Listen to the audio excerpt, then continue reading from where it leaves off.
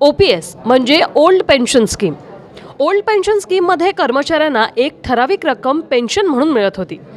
त्यात कर्मचाऱ्यांना त्यांच्या वेतनाच्या 50% रक्कम पेन्शन म्हणून मिळण्याची तरतूद होती.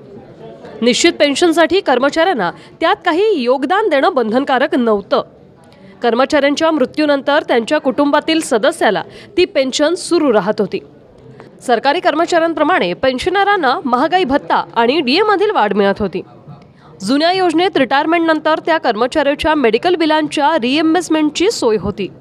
त्याशिवाय कर्मचाऱ्यांना 20 लाख रुपयांपर्यंत ग्रॅच्युटी रक्कमही दिली जात होती.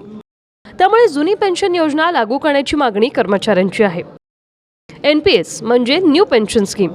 सरकारमध्ये जुनी पेन्शन योजना रद्द करून 2004 मध्ये नवी पेन्शन योजना आणली. ही योजना सरकारी आणि खाजगी क्षेत्रातील कर्मचाऱ्यांसाठी आहे.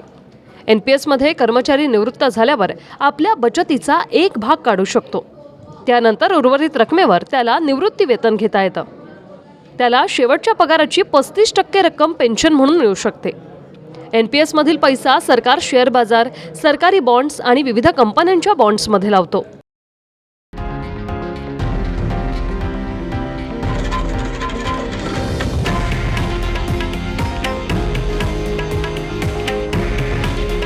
हे आहे देशातील नंबर 1 न्यूज नेटवर्क आणि आपण पाहत आहात TV9 मराठी. काळजी तुमची, हित महाराष्ट्राचं.